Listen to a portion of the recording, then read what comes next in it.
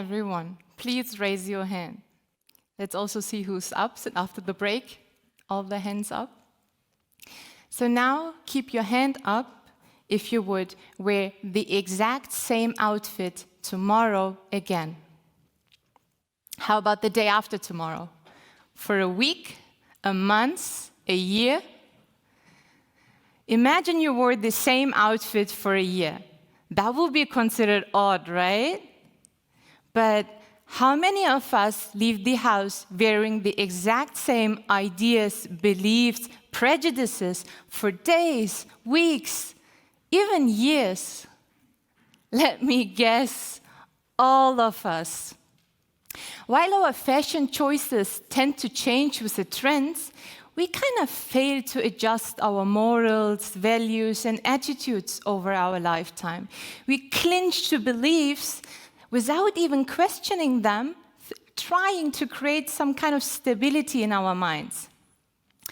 It's no wonder we live in a fast-paced world where we are constantly bombarded with information that we kind of got used to piling up ideas, beliefs, and prejudices because we have no time to reflect on their validity. There's new ones coming all the time.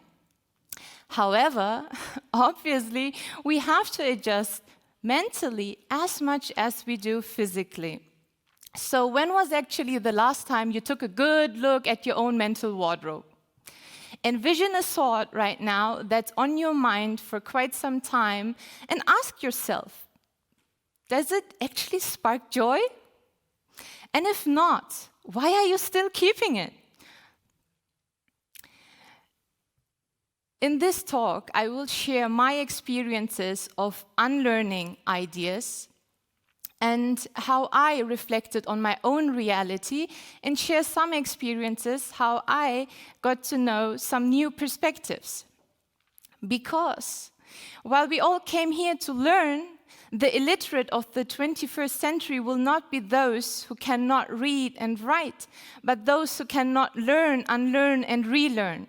It is not enough to get new ideas in us if there's no space for them to let them grow. So let's take some time now to get into some mental spring cleaning and have a fresh start. And I have to be very honest with you, my mental wardrobe has been extremely crowded because I am a collector, and I have always been a collector. It actually started already quite early in primary school with Pokemon cards. I loved the temptation when someone had a rare card that I really wanted, but I had nothing to offer in return. So I would look for strategies and smaller trades I could make to get closer to that final deal so that I could make an offer that that person would not reject. That's actually also how I learned to trade and why I studied business later on, most likely. But as I grew older, I did not just collect physical items. I collected ideas, beliefs, and prejudices. And to name some of them, that was a description of myself I carried around for quite some time, and partially also still today. Female, immigrant, underprivileged, weak, marginalized, religious minority, no network. You name it. Maybe some of them are familiar to you as well. But did these ideas spark joy in me? Absolutely not. They took away my joy. And that was a heavy burden to carry around. So I had to ask myself, what do I do with that? Because in my case, basically all of this summed up to mean no future. That was what I was told all the time while growing up. And I did not like that much. While collecting can be a very fulfilling hobby, which I appreciated, we have to be very careful when it comes to our mental wardrobe, what we are actually gathering. At some point, I had collected so many prejudices and limiting beliefs that my mental wardrobe was actually about to explode. And that, to be honest, would have been devastating for me. I tried to ignore it, but that didn't really work. I tried to focus on new ideas, but that also didn't help me because that definition of me, these labels, were kind of keeping me hostage. And it would always shine through. So I noticed that if I wanted to unlearn one of these, it actually took me much more courage to do that than to learn maybe 10 new ideas. However, it wasn't really until my senior year in high school when my perception changed. At that time, everyone was talking about what they wanted to do next. And I had no idea. And I also had no role models. I didn't know what to do. But I had quite a plan, let's say. I definitely wanted to study and get a safe job. That was a place to start. But that was until I heard the other students talking about going abroad. They mentioned America, Australia, Asia, New Zealand. And I was like, what? That's possible to do next, even after high school? Like, we're so young, and do we have the budget for that? And someone also mentioned New York. And that was the moment where my heart made a beat. As a big fan of Spider-Man, Gossip Girl, How I Met Your Mother, and all of them, I was like, yes, I really have to go and explore the city that never sleeps. So I went home, and I talked to my parents, and I said, Anne, Baba, I want to go to America. So guess what they said? They looked me in the eye and said, no. Just as my sisters, teachers, friends, neighbors, basically everyone would have predicted, including me. But why was that? Because of the previous definition. They believed in it as much as I did. And that was the moment when I realized, wow, we are not going anywhere with that. So I insisted. I said, I want to go to America. And my mama said, are you Columbus? Like, there's no need to discover America. And I said, no, I am Burcu. She said, yes, so don't you know whose daughter you are? Your dreams are too big, girl. That was heavy. But it was not devastating. That was a very confusing and interesting question to me at that age. So I asked myself, whose daughter am I? And what does that mean for me? And all of a sudden, I had that flash of insight like Jimmy Neutron would have, and it all seemed like it makes sense. And I said, yes, I know whose daughter I am. I'm the daughter of a brave couple that left everything behind and moved abroad to create a better future for their family. I'm the daughter of a young man who worked all his life to provide for his daughters. I'm the daughter of a brave woman who sacrificed all her chances to create even greater opportunities for her daughters. So yes, Anne, I know whose daughter I am. But they forgot, and I forgot, that my parents were not just immigrants that would not allow their daughter to move, but they were also young and brave people who went abroad themselves to do what I wanted to do, create a better future. And I am living in that better future they created for me. And I really want to maintain it. So I have to move. I can't stand still. Not if I have parents that already did so much and taught me all that. So I went to New York, and I came back, and I got a new nickname. So now I was the American, as if I had discovered America myself. But to be honest, I actually did. In my family's background, as far as we can track, there's no one who ever left Turkey. My parents broke that cycle, and I completely crushed it. So with that experience, the door opened to a new world for me. And I went to many new adventures. I returned, I started to study international management, and also went to South Korea for another year. So when I returned, I had a new nickname. I was the Korean, and I loved it. With all these experiences, I was adding more and more layers to my identity without ever taking the time to reflect who I was in my core. I was actually doing the same mistake again. I was adding layers over layers, labels over labels, ideas over ideas, without taking the time to declutter my mental wardrobe and actually ask myself, Does it spark joy?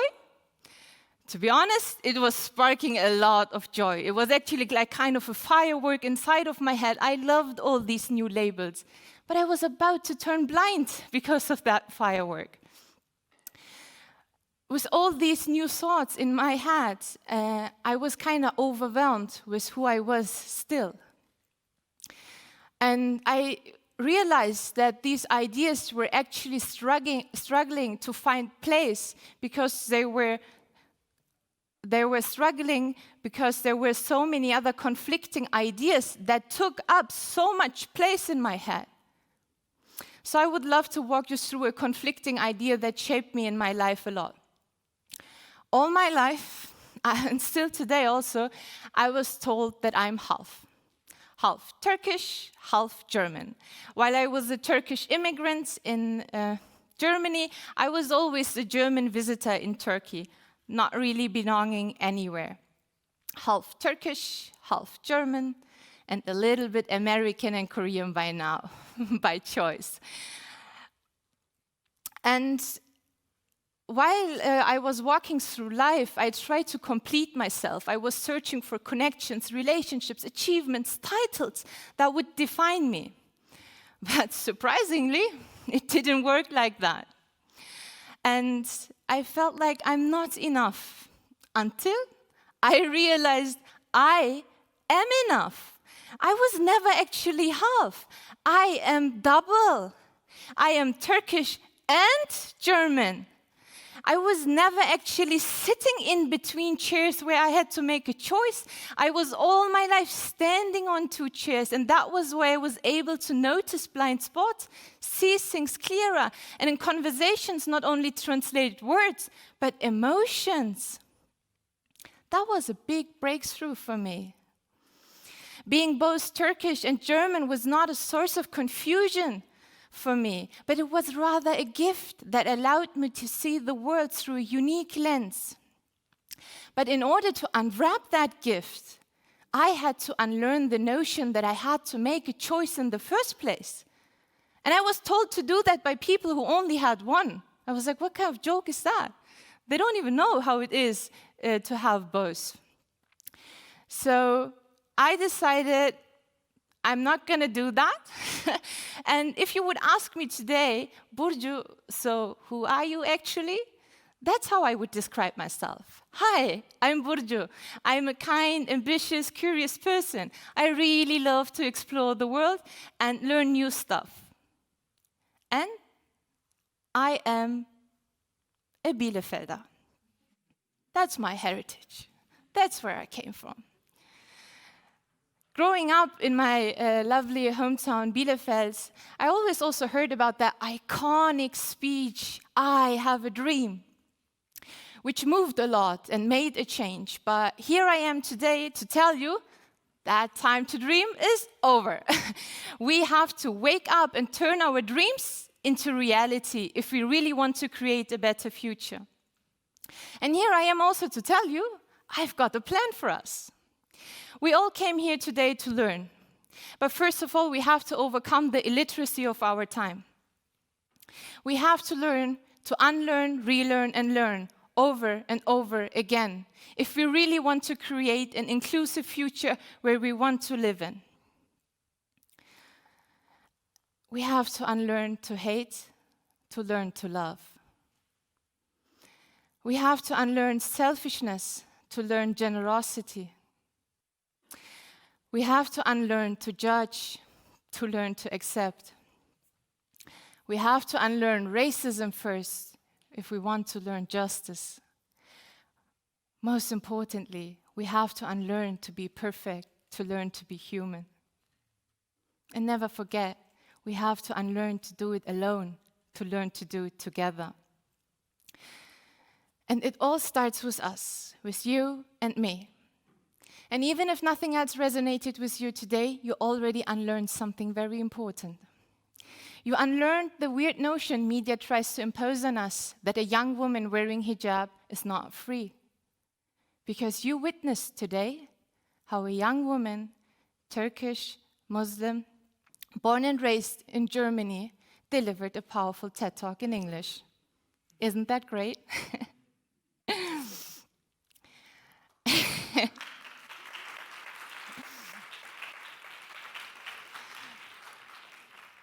Or is there anyone who thinks they forced me to do it? Do you think they said, oh, if you don't do it, you have to get married? No. No one ever said something like that. But I did not come here because I ever wanted to be the first woman with hijab talking about it. I want to make sure that I'm not the last one standing here. I want that we unlearn that notion together by creating shared experiences. I want that we unlearn to see pieces first to learn to see people. And so I would love to challenge you. So if you get home tonight and undress for the day, I also want that you leave all the limiting beliefs, the prejudices, the lies, whatever bothers you and is heavy on your heart aside as well.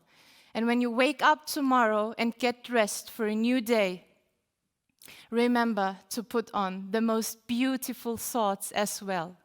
Because we do not just dress to impress, we also think to change, and we most importantly feel to love. And when you are done with decluttering your own mental wardrobe, please don't forget to lend the helping hand to your partners, to your sisters, to your brothers, to your neighbors, or maybe even strangers. Because it is important that we do not forget that we are not alone in this. And creating an inclusive future where we all want to live in is not a task we can let others do for us. It's something we have to do all together. So this might be the end of my talk, but it also could be the start of a new beginning for all of us. Thank you.